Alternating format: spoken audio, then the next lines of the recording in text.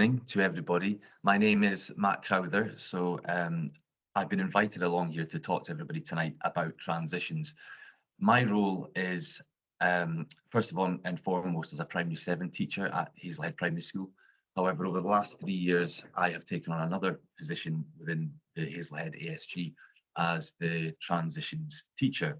So that's been a privilege to be part of, and it involves me going around the primary schools, working with primary 7 learners and staff in making sure they get the best experience possible for transition. I think it's been a particularly important thing in our ASG coming out of COVID as well. Across the city and across the country, I know it's been a challenge for schools to get their transitions programs back up to perhaps the standard that they were before. So hopefully tonight I can share some of my expertise on that. I understand that we've got a wide variety of people on the call, different backgrounds, different parts of the city. So I'm going to cast my net quite widely to begin with, and then I'm going to bring things in and offer some tips for both yourselves and the pupils who you are representing this evening. So I will share my screen just now and I'll start my presentation with you all.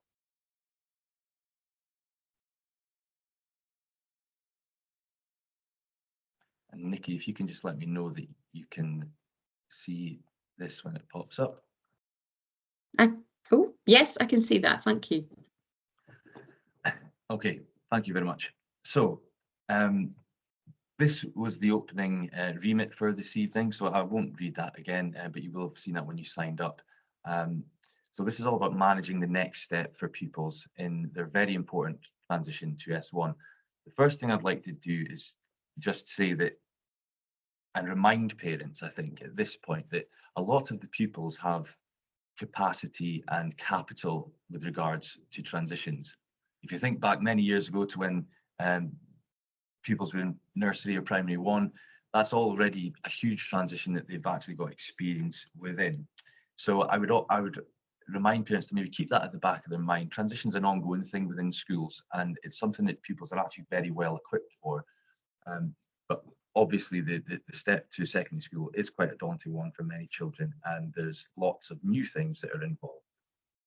So the aims of this evening, just to increase awareness for yourselves from both a national and local perspective. So I'm going to speak about the curriculum a little bit and progression from primary to secondary school, because that's important in setting the scene and the context.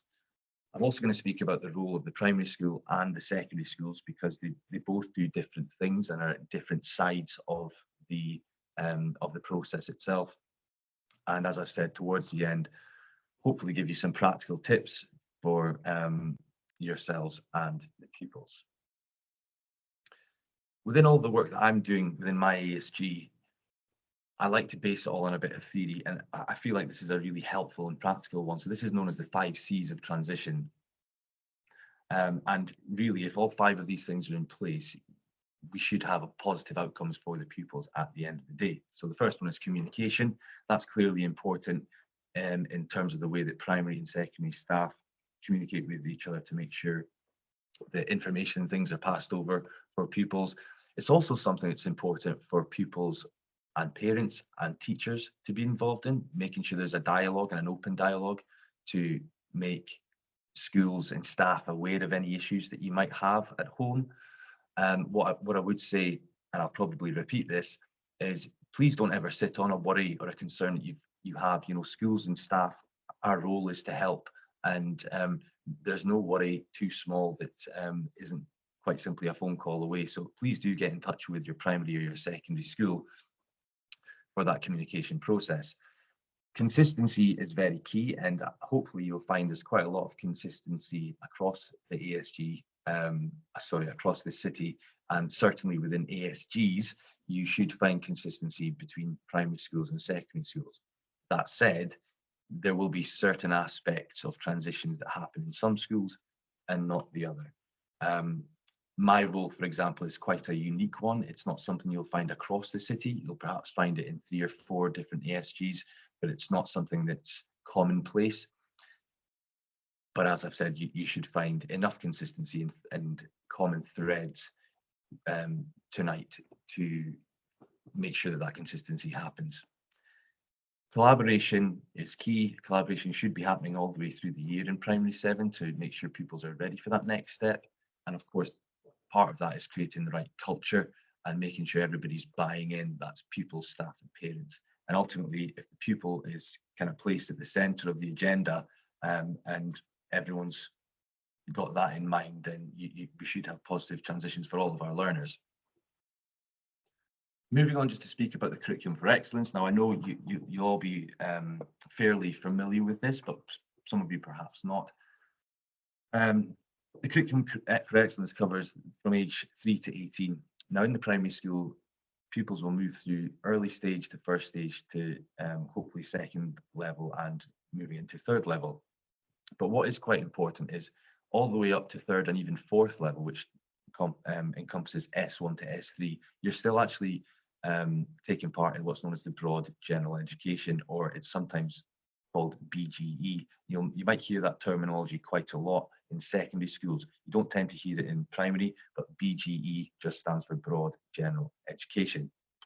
And that's quite an important thing just to point out, because what it does is it states that from the age of 3 all the way up to S3, that pupils are on a very natural step-by-step progression. And it's not until that senior phase, S4 to 6, that the curriculum really hones in on examinations and working with the SQA assessment board. But up until that point, all pupils within Scotland are working within this broad general education within the curriculum. And as part of that education, you will see different types of national assessments. And for pupils in primary school and up to S3, there are what we call benchmark assessments, and these are done by a national assessment association called SNSAs. So in primary 7, these will have happened probably in about February time of this year. And what they do is they just benchmark pupils' learning within literacy and numeracy to make sure they are where they need to be within the curriculum, and also importantly, point out any gaps or next steps that pupils have, and there's therefore time before the end of primary 7 to help fill some of those gaps. But that's very much within the broad general education context. And as previously mentioned, that senior phase, S4, 5, and 6, looks at national assessments and SQA examinations.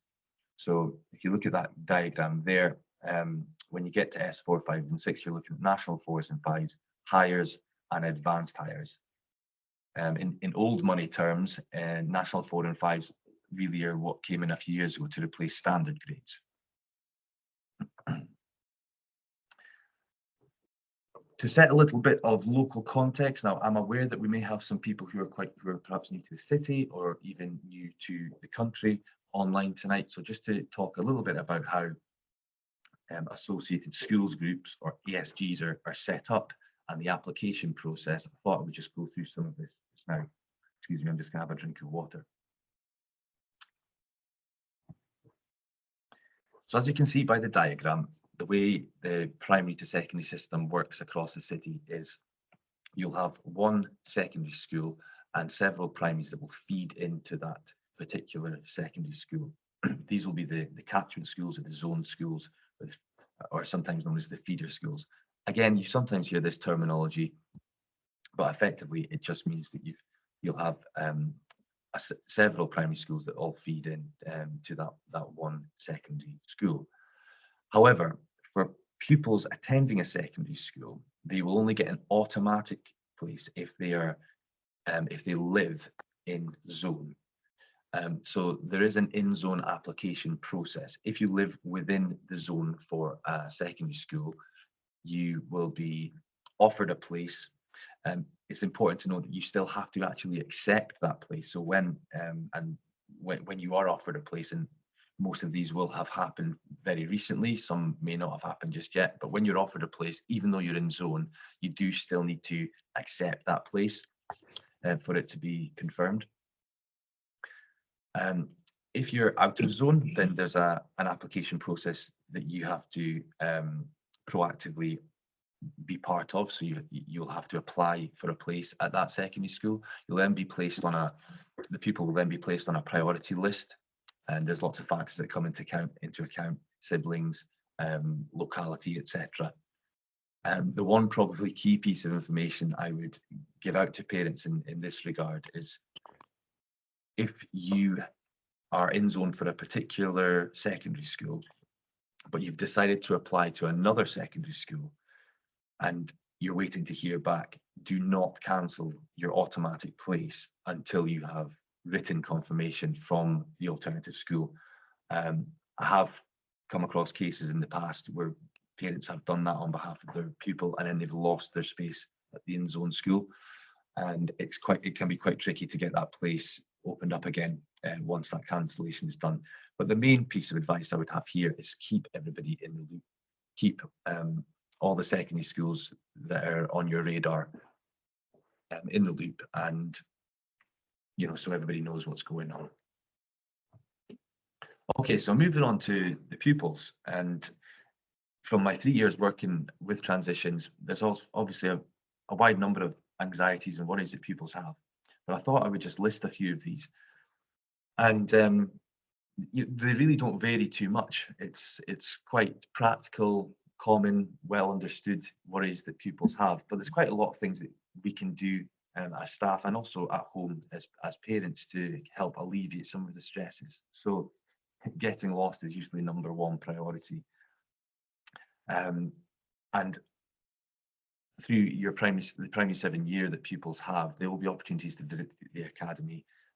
Some schools may have a map. I would always say visit a school's website. Surprising how much information you can find on there when you start digging a little bit deeper. There's obviously signage within schools, and obviously pupils are able to ask members of staff or other pupils. There is a general consensus amongst primary 7s and US 1s that once they're up there, they're expected to do everything themselves, and they shouldn't have to speak to anybody for any guidance. That's simply not the case. Secondary schools are very supportive places, and everybody's aware that S1s are brand new to the building, brand new to the setting, and there will be a lot of support put in place specifically in those first few weeks to help them. I can talk about that a little bit later. Learning how to read a timetable is another sort of life skill that comes up as a worry, and as I'll mention later, we can do some preparatory work both in school and at home, particularly over the summer holidays, and in getting used to reading different types of timetables, whether it's bus timetables or planning journeys and things like that, just to get them used to the idea of dealing with time scales and places to be, etc. But they will all get a timetable when they start, and often pupils now will have these on their mobile phones, but you'll be able to get a hard written copy as well. Will the work be too hard? Well, as previously set out my other slides, it's a very natural progression in the broad general education. The work will just continue along that progression through the curriculum. The only thing that pupils will find, obviously as a big change, is moving from one class to another. Most schools will have about 6 periods within a day, and they'll also find changes within specific curricular areas. So for example, in the primary school, when pupils are learning about IDL and topic-based work, we call these the social subjects.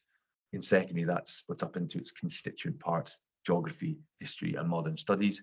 And similarly with science, physics, chemistry, biology, and also the expressive arts is split into music, art, drama, and also dance as well. So they will see some slight changes in the way that the subject areas look and the way in which they engage with them, but the work is progressive from a curriculum standpoint. And that the same goes for homework. Pupils will not get suddenly overloaded with homework. It'll be a natural progression. Some subjects may have more homework than others, but generally speaking, it'll be very manageable and just a continuation from primary school. Matt, just before you continue, we've had a question that I think it would be good to answer now, if that's okay. Okay. So this person's asked, do they absolutely need to bring a smartphone for lessons? You just mentioned the use of phones. A smartphone? No, they don't. I mean, I'll come onto social media and mobile phones and things, but every school will have a policy on mobile phones simply because, you know, a huge majority of pupils have them, but they are absolutely not a requirement to have. All I was suggesting was that some pupils who carry a mobile phone have their timetable, you know, photographed on there. The schools won't send them out to people's phones and things. You'll get a printed copy as standard, and then what pupils then do with that is up to them. When I was at school, I used to carry my printed copy, but clearly pupils are now changing and carrying them on their smartphones. So no, you do not have to bring a smartphone to school in order to access a timetable. Okay, I'll just continue. So making friends and fitting in. Now, clearly this is something that is a very common worry for some pupils, and also, of course, for parents as well. What I would say about this is it's obviously a brand new experience. There's lots of excitement and exciting new horizons ahead of pupils.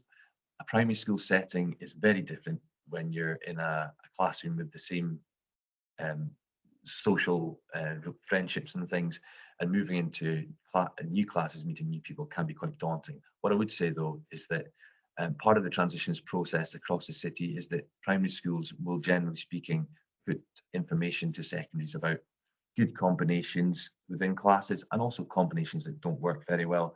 And secondary schools will take that into account when putting together classes. It's also generally the case that pupils will have at least some people from their primary school within their form classes, so that, you know, they shouldn't be dropping into a class completely on their own, not knowing anybody, unless of course they've come from out of zone. But of course they'll have the 3-day visit to help to make friends over the summer, so they won't be coming back in August completely fresh. But as I'll give some tips later on, you know, social dynamics and how pupils can help themselves a little bit in that regard. But there's usually something for everybody and somebody for everybody in secondary school as well. Lunchtime routines will be different from primary because students have independence and autonomy, generally speaking, across the city. They'll be able to access lunches within the secondary school canteen, usually through a digital prepaid card. These are also standard, I think, in all of the primaries across the city. So you may be used to dealing with lunches that way. Pupils can obviously take a packed lunch if they want to. You will also find that there's freedom for pupils to go out to the wider community to access lunch and food shops, etc. as well. So this is a change to routine. All I would say is it'd be important to make sure that before starting, particularly in terms of lunch cards and things, that pupils know how to use them, and parents as well. You know the kind of routines regarding making sure pupils go to school with enough money to see them through the day and the week. Being late for class, that's another common worry. Again, schools will vary in what happens if people are late, but people are late. It happens. Some schools will operate a late note policy where you maybe pick up a few late notes, and if you get to a particular number, it might be that parents are informed about it. But what we're trying to do in primary is to help develop personal organisation skills. And again, that's something somewhat one of the top tips I would have for parents and pupils to discuss over the summer. But you know, you're not automatically banished from school if you're late, but we encourage punctuality, of course, for all the pupils. And believe it or not, even though they're only in primary sevens, you'd think they'd have the weight of the world on their shoulders, but we do have pupils who worry about exams. I would say that exams is nothing that pupils need to worry about at the moment.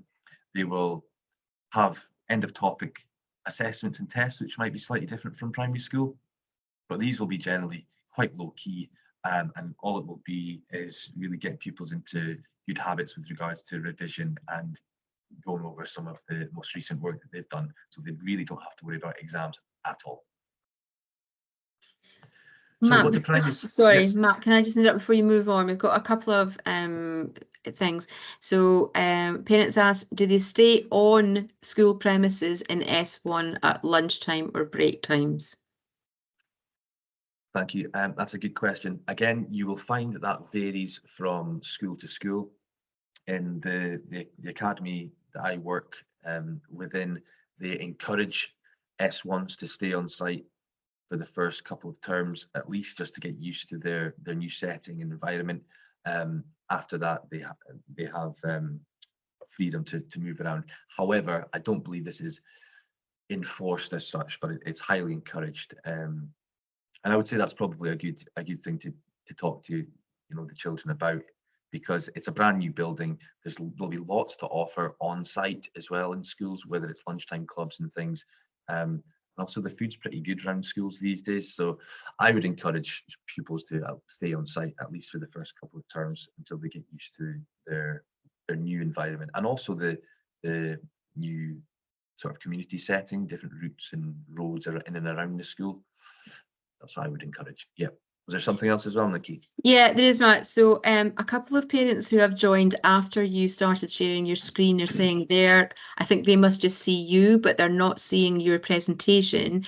I'm wondering, is it possible to, without, making it difficult for you, bring it out and then reshare it and let's see if that will I'll do solve that the tonight. issue for those parents. Okay. And those parents that have just popped out in the chat, can you just put in the chat to see whether you can now see it now that we've restarted it. Once it comes up again, I'll let you know when it comes up. Right, that should be it. Okay. Again. So those parents who said we were having issues seeing it, if you could just pop in the chat whether you can now see the presentation or whether we're still having issues. If the issues continue, just to let you know, as I say, this is being recorded and it will be available on the Parents Hub site in about a week's time. If you signed up via Eventbrite, I will have your email and I will make sure that everybody on Eventbrite is sent the link to the recording. Just one more question before we move on. It says, how do we get the card for lunch? So I think on the 3-day visit, pupils are usually informed about the process for that. And I think it's something you can get sort of over the summer holidays. But the best thing to do is to talk to your primary school about that, or even the secondary school itself. Just do a quick call and they'll be able to give information about that. In primary, they've all got a card which you'll be aware of that they use for lunches, and these got replaced, I think, last year or the year before, and I can't be certain whether those cards get carried on or whether new cards get put out. So it's worth just double checking that with the primary or secondary school. Okay. Yes, that's it. Thanks, Matt. Okay, and for those people that perhaps can't see the slides, you're not missing much. I'm going through the slides. I'm going through the text on the slides. So everything that's on there, I should be covering verbally anyway. So the next part is primary schools and what primary schools do to prepare pupils for that next step. And again, this will vary somewhat across individual schools, but this is from my experience. These are the types of things that you will see some of, or perhaps all of, in your ASG. So throughout the year, there'll be various visits up to the secondary school, the zone secondary school. Often these conclude with a 3-day visit. Now, some schools don't do 3 days, some schools do 2 days. And if you are the parent of a pupil who is going to a school from out of zone, they may get offered just 1 day. That's sometimes the case. They sometimes deal with out of zone pupils slightly differently. But again, it does vary slightly. But generally speaking, most schools will do a 3-day visit. And in our ASG, we've had multiple visits to the academy across the year, things like trips to the library, or your primary schools might have had links with different curricular subjects within the secondary school. Again, that will generally vary. Sometimes there's a sports afternoon that's put in place for primary 6s and 7s, but that will vary. one of the things you might see as well is more talk and teaching towards skills, and we use something called the meta skills, which are embedded in most primaries these days, or certainly some form of skills progression, and that's getting pupils ready to be a bit more independent and use some of the life skills that we've spoken about in previous slides. And also residential trips. Whilst in primary 7 most schools will have a residential trip, and yes, of course it's for fun and all the right reasons, but there's a bit of thinking behind that, and that is to help introduce that idea of independence, personal organization, so that they can kind of use that and apply that when they get into S1.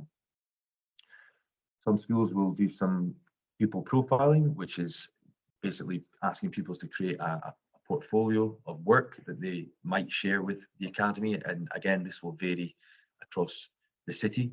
We used to have staff come down and from the academies to set up digital profiles. I'm now doing that as part of my role in my ASG, and you might find similar things, bodies of work that pupils can share with staff members in the academy. Now, data is a very important thing, and this is something that citywide is done, and data is shared internally on a citywide database. So that will be things like academic levels that are achieved by pupils and transition information, specific transition information about pupils where necessary. So for example, all of the school reports that pupils have obviously stay within a file, but they're on our database citywide. So all of that information gets passed on and moved on to the secondary school where they're attending. So one of the jobs of primary school is to make sure that all of that key information gets handed up, and it's handed on, that responsibility to the secondary school to take up that information and work with it. What I would say on that note is that if you've got a pupil who has any specific needs, for example, if they've got an IEP or if they've got any medical needs or anything like that, it's always a good idea to have a belt and braces approach as a parent. And I often encourage parents to get in touch with schools before and just make them doubly aware, if you will, about the pupil and the needs that are in question. It's never a bad thing to sort of make yourself known to a school if there's specific needs that need to be catered for.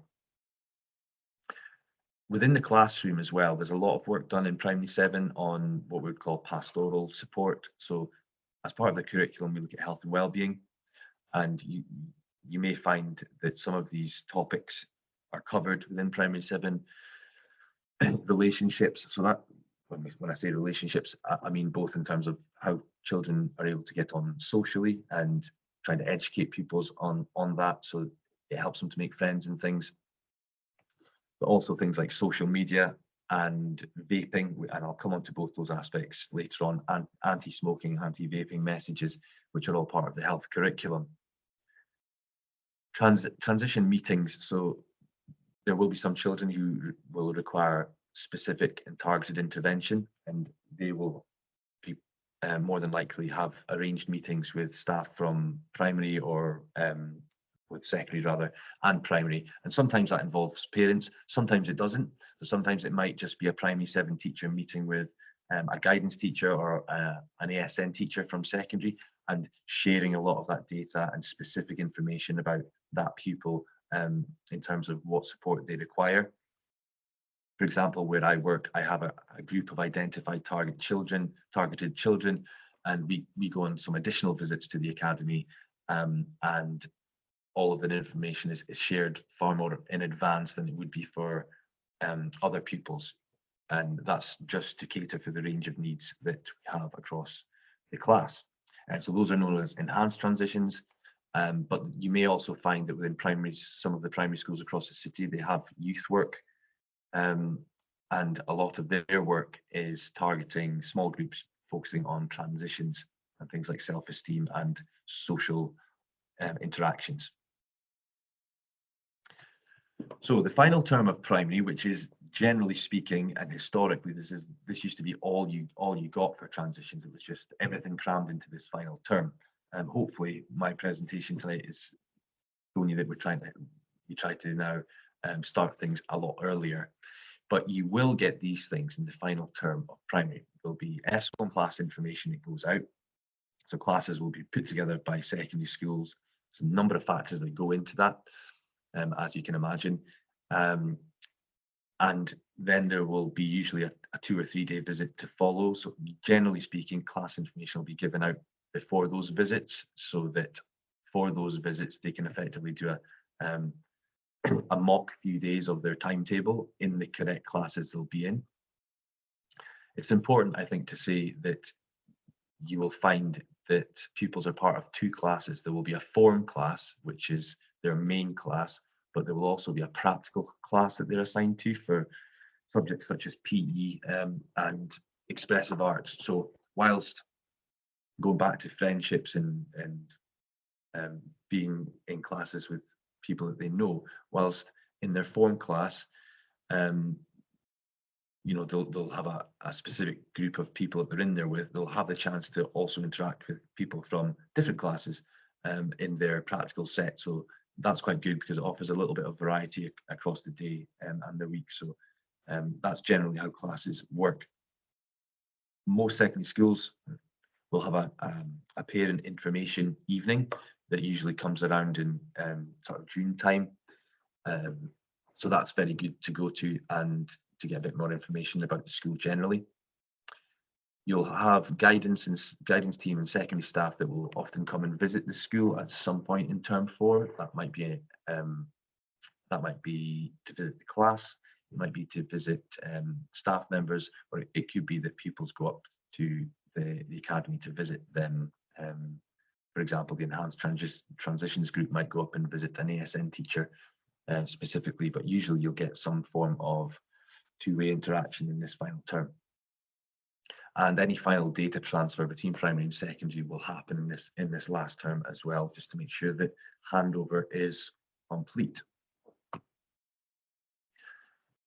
So looking forward, past the summer into the first term of S1, these are the types of things that will be new and will be happening. So obviously there's a settling in period, and it's going to take pupils the first whole term really, and for some pupils it might take more, to settle in fully to the new routines of the academy. There's generally a nice buffer of 2 or 3 weeks that are planned out in advance for S1 pupils. So they'll, I've mentioned down the list here, they'll have some buddies that will take them around classes usually, just to help them find their way. This is also nice because it means that pupils will start making links and start talking to older children and realize that they're not as scary as they might look. And it gives them somebody that they can rely on if they do get stuck with anything as well.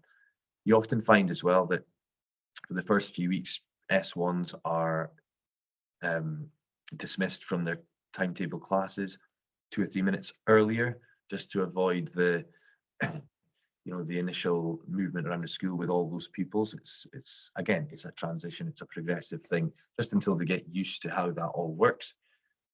They will have new routines, as I've said, moving from one period class to another, and that is something that they'll have to think about. Generally speaking, there's about 5 minutes between each class, and that's enough time to move from one class to another with very little in between. So there won't really be too much time to chat and socialize at that time. There might be an opportunity to have a quick run to the toilet, but there's 5 minutes. So again, that's going to be very new to pupils, and it's going to be a change to get across to another classroom, come in, sit down, open your books, and get immediately on with a new lesson. Most lessons are generally about 50 minutes, but that can again change slightly from school to school. So the learning time within any period is relatively short and very precious. So routines and personal organisation are very important, just to make sure that you get the most out of the school day. Uniform, again, this will be something that varies from school to school. What I would say is it's important that pupils and parents are aware of the school uniform policy for the secondary school and to adhere to it as much as possible. one of the things in the top tips that I will say is making a good first impression. And one of the ways in which you can do that is to make sure that pupils are wearing a correct and appropriate school uniform. It also gives a really, I always found when I was at secondary school, and I went to two, I went to a non-uniform school and then to a uniform school. And I always found it provides a much greater sense of belonging when you wear a uniform, a sense that everyone's sort of in it together. So those are the kind of messages I'd be sending to pupils. Obviously, we've spoken about timetabling. They'll get used to that over the course of their 3-day visit. They will have something slightly different. They'll have a guidance teacher and a house, generally speaking, that they'll be part of. So there'll be a house system in the secondary school. So again, that's another aspect of having a sense of belonging within the school. And the guidance teacher is really their point of contact within the school. Most secondary schools cater for anywhere from, generally speaking, 600 to over 1,000 pupils. So there's a lot of pupils moving around the school. So it's important everybody knows their go-to teacher, their go-to member of staff. And they are called a guidance teacher for a reason, and they're there to guide and help when if there are any concerns that pupils or parents have. We've spoken about lunches already, so I won't go too much into that. Transport is quite an important one. It's there as well important to know how pupils are going to get to and from school, and to know what time the school day starts and ends. Some schools, our secondary school in fact, has split timings across the week. So Monday, Tuesday, Wednesday are later finishes. Thursday, Friday are shorter finishes. So I would just say make sure that you're aware of what the start times and end times of the day, and also transport links for buses. What bus are they going to have to catch when they get up in the morning? That type of thing. Making friends, we've touched on, but what I would say is that there's a great opportunity to start new clubs when you get into the academy. There'll be lunchtime clubs and after schools clubs. And for any pupils, particularly who might find the social aspect difficult, it's a wonderful way to meet people of a similar disposition, that have similar interests as them. So I would thoroughly encourage pupils to at least try one or two of the clubs that are on offer in secondary school. So here we go, top tips. So this is for the pupils to begin with. When a 3-day visit comes, I would ask and invite all the pupils to really engage with it as much as possible. Listen, ask questions. For pupils that are perhaps more reserved and shy, again, I would just encourage them to listen as much as possible and maybe try and step a little bit out of their comfort zone, talk to a couple of new faces, because like I said, there is somebody for everybody within the classes, and just try and get the most out of the visit. Find out as much information about your school day as you can. Working over the summer on how to read timetables would be a good piece of advice. You can do that online. Be as creative as you like with that. And knowing key members of staff is very important. Most schools will have, or all schools will have, a school website. Some of them will even have a transition site that's maybe linked into there. So have a look on there. Make sure you know your guidance teacher by name and face, if possible. And you might have a year head. So an S1 year head, there might be at some schools as well. Obviously know the head teacher and deputies, but also key members of staff in, say, numeracy, literacy. The more staff you know, the better. Uniform, make sure you know those expectations, which we've already outlined. And yeah, I think the last term of primary school is extremely important as well. It's important to finish on a positive note. It's been 7 years plus nursery of one type of experience that brings them to this very important juncture in their young lives, and it's important to make sure that it goes well. I know there's usually things like leavers hoodies, end of term shows, etc. to look forward to. So as a primary 7 teacher, I can tell you that quite a lot of times we end up at this time of the year, and we call it primary 7itis, when sometimes people just some people take their foot off the pedal a little bit. So I'd encourage people to keep that foot firmly down and to try and work productively and positively right to the end of term. And following up from that, ensuring good first impressions in S1 by doing all the things mentioned previously about uniform, being punctual and being organised. That's really important. And I've mentioned personal organisation there. embrace the new class and the new people. I think it's an extremely exciting time for young people. It's a shame that for some the worries outweigh the excitement, but I would just focus on that positive about embracing new people and new beginnings with other people, whilst also keeping the friends that they've got. And over the summer, I would just encourage families and pupils to keep active and keep minds active. There's nothing wrong with keeping up with your times tables occasionally as well, just to keep that ticking over. But have good summers and be as active as you can, and that'll set you up in terms of having good health and well-being going into the first term back. And I always say this as well: choosing positive relationships when you go up to the academy is extremely important. Choosing friends and social connections that are likely to have positive outcomes on the pupil rather than negative. I often say that there are two paths, and often it's the peers that you choose to spend your time with that can dictate which path you go down. And one leads to positive outcomes, and one often doesn't. So that would be something I would be highlighting to pupils. And then, without being remotely preacher, teacher, or anything remotely like that, a few tips for yourselves, if you'd be open enough to humour me. So when I say talk to your child, I realise that clearly all of you do. But what I mean by that is just have general discussions with them about how they're feeling about secondary school. Give them some tips, perhaps from this presentation, and talk to them about who they can speak to if they've got any worries, and that'll help to alleviate their anxieties about things, and potentially also yours as well. If there are any issues, then get in touch with your primary or secondary staff regarding any of the things. And I said there's no concern too small for schools. That's what staff are paid for, and that's our job. So there really isn't any concern too small, and it's better to highlight things now, and things can be dealt with and nipped in the bud early before they grow into something that perhaps they don't need to.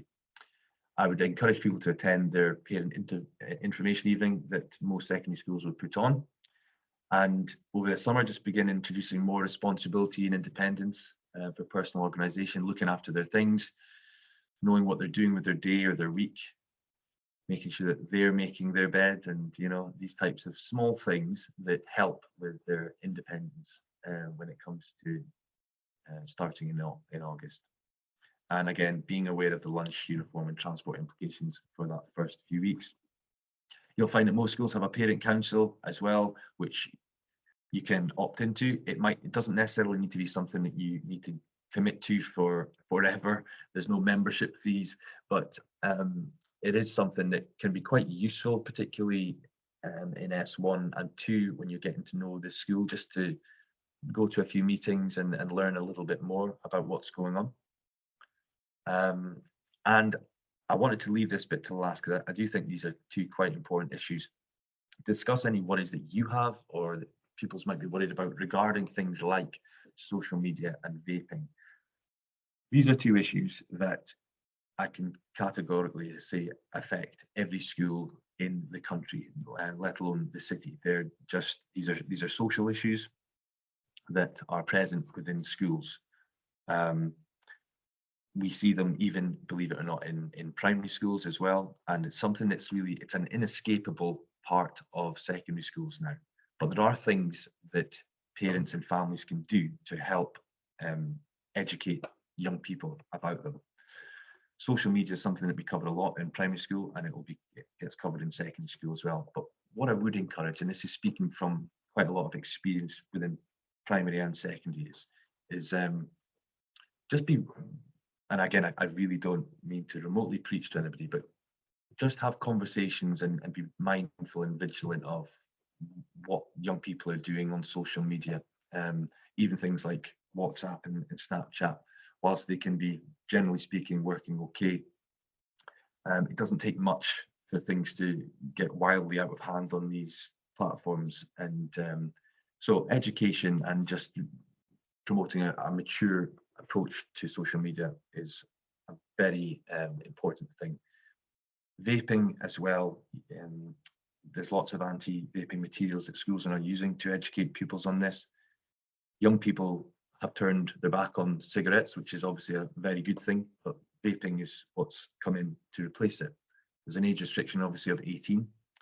And, you know, so that's the kind of messaging that we need to get across to young people. And if you've got any worries about, you know, your own children with these issues, then speak to the schools as well about them and work together. And what I'm going to do on my final slide is just provide us a few links for you that you can maybe take away and read on both those issues. But to finish on a positive, have a great summer with, you know, your kids or whoever it is you're representing. And it's an important time of year, and it should be a really exciting one, not something to be anxious about. And this is my final slide. So if you need any assistance, who can help? So at the moment, people to talk to would be your primary school class teachers or secondary office staff can help with logistical questions, maybe regarding dinner cards and things. And also, if it's of a serious nature, primary or secondary senior leadership team, head teacher, deputy heads, etc. After the summer, of course, that responsibility goes over to the academies. And the first point of contact in terms of staff would be the guidance teacher or perhaps year head. You might have an interaction with form teachers. That'll be the registration teacher that they touch base with every morning. That's something I actually didn't mention. There'll be a registration class in most schools for about 10 minutes every morning just to register pupils when they get in the door, and that person will be known as a registered teacher or sometimes their form teacher. And any members of staff that are involved in additional support needs or support for learning, you can get in contact with them should you need to. And yourselves, you're sometimes the best resource. Between you all, you'll end up with a huge amount of knowledge about your particular school. Parents and pupils know a lot about the school, so you know, don't be backwards in coming forwards to talk to one another and ask questions. So here are those links, and I'll just show you very briefly. I don't know how we're doing for time. I think we're okay. I'll just quickly show you this one. This is a website that's very useful. It's by a company called Compass, and if you click on the link, it takes you through 12 steps to help with transition, and you'll find that it repeats quite a lot of what I've said tonight. So I won't go through them all, but things like looking at the school website to find out information, practice things like packing up all the things you need, that idea of organization, practice buying your own food and drinks in a cafe so they get used to that concept as well. Plan the route and your journey to school. So lots of really practical information that kind of backs up what I've been saying this evening. And there is also on here, if I just open it quickly, there's a little booklet PDF file that you can open as well, which again goes through some of those key moving up checklists. So you can kind of take a picture of this, print this off, and it can be a little bit of a checklist over the summer should you wish to use it. There's some little activities here that you can do with your child, helpful tips, and there's a little bit here about things like bullying and what makes a good friend and things. So these are quite helpful to at least look at and reference potentially over the summer. So I think that's all I have to say. What I'm going to do is I'm going to copy these and paste these into the chat box. But what I'll do is I'll stop sharing my screen for the time being and open it up for any questions. That's great, Matt. Thank you. We do have a number of questions in the chat. Just while I'm going to go and prepare looking at those, just going to ask any of their parents if you could just actually, if you do have questions, just pop them in the chat rather than putting your hands up, because there's actually quite a lot of us on the call. I wanted just to go over a few things. Handbooks, Matt, do schools still have handbooks as part of their website that parents could look at? Yes, most schools will have a school handbook in digital form that they'll be able to look at, and that'll give you all the key information about start times, staff, all the information that you would be looking for, to begin with. Brilliant, thank you. Travel cards, you talked about transport, really important, obviously, that you understand which bus you're going to get, but obviously just conscious that a number of our parents might be very new to the city. And is there financial help with buses? How does it work for secondary students? My understanding, and I only learned this week, my understanding is that if you're in zone for a secondary school, you should be getting free transport on the buses. But again, that's something I would just raise with your secondary school, just even the people at the front desk in the office, just give them a ring and ask them on that front. And there's various grants and funding available to help if any families are struggling with finances, etc. And again, the best thing to do is just get in touch with schools. They're the hub of information, and they'll be able to give you any contact details for external people that can help you on that front. But there's always support there, but sometimes it's just knowing where to ask. The easiest place to ask is the secondary school. Okay, thank you. And just to reiterate, folks, before we go into parent questions, so Matt talked about social media, talked about vaping. Earlier in the year, we did two sessions. We did one on keeping safe online with the NSPCC, and I did a session on vaping because with my other hat on, not the parent hat on, but the health and well-being hat on, I actually do quite a lot of support around vaping awareness and helping young people to stop vaping. So there is a Stronger Families series recorded session on vaping if you want to know a little bit more about that and how you can support your child either to be aware of the dangers of under 18s vaping, or whether you've got someone who might be interested in it already and you want to help them stop before they start type thing. But as I say, Matt, it is something that schools do cover as part of the curriculum as well. So on to some of the parent questions. We've answered quite a few already. There was a question about the buddies. What class will S1 buddies be from? So I suppose I'm meaning what year group do they tend to come from? So generally it will be, it'll change from school to school, but it will be probably S3 or higher. I would think it's usually S3s or maybe S5 or 6s. It will just depend on availability and how the school, because that's a skills development for the people who's doing the buddying as well. So it will just depend on their setup, but it's usually an S3 or above. And one parent who had joined in a little bit after you talked about the zoning, just wanted to make sure that then I think I've now understood this. If they're in a zone, they will get an automatic email that says that they are offered that particular school. One other parent, however, has said that the zoned email that they got said they didn't need to do anything to confirm the place. But that was different. I think you said they had to confirm it. Is that right? Yeah, I think generally speaking, there'll be a letter or an email that goes out, and you'll be encouraged to formally accept the place. However, it might be that there's a few specific cases where that's not the case. You won't lose your place. Don't worry. You won't lose it. It will just be that somebody might chase you up to just confirm that the intention is to accept the place. So it's easier if possible just to let them know, just put an email back to somebody saying, just to confirm we're accepting this place for said pupil. Thank you. And this question is, if my child doesn't have a Chromebook allocated to them already in the primary school, will they get one at secondary school? Again, that will depend. I mean, if it's a pupil who has additional support needs, it's likely they will have one allocated to them. A couple of years ago, all primary sevens in the city had a Chromebook that went up to the secondary school, so that every child had one allocated. However, that's no longer the case. So I don't know that every child will have a Chromebook. I don't think that'll be the case, but certainly some children will.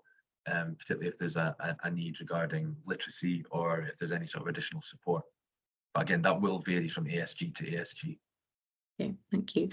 Now the question, actually, I can answer the next question. So it's about procedures for bullying in school. I will say there's procedures for anti-bullying in school. I will tell you that the local authority is currently um, looking at its behaviour strategy. It went to committee today, actually. So there will be a number of things which are looking at behaviour in the schools. The answer to that is yes, there are procedures at the moment for anti-bullying. There are reporting procedures.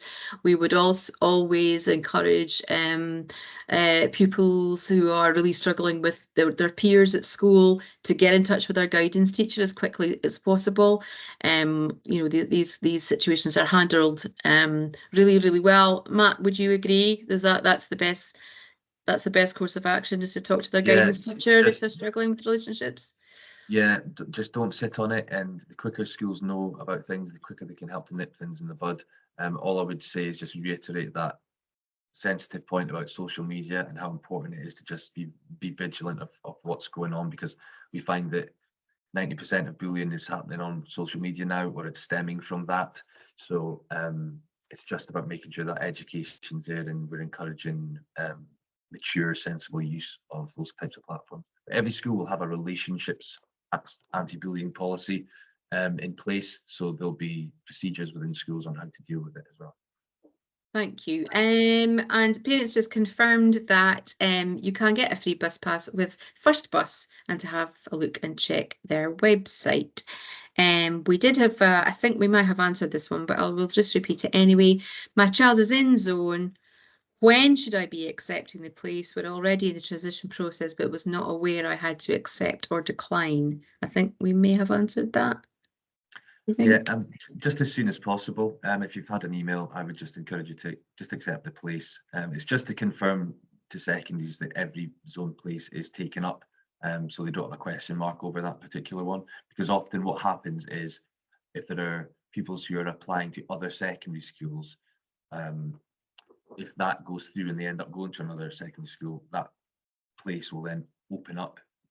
Their zoned place will open up. So the quicker they can tick off in zone places, the quicker they know their capacity. Do all secondary schools have ASN teachers? And if so, how can we get them to talk about my child? How can we talk to them about my child? Most schools will have somebody who has an ASN remit.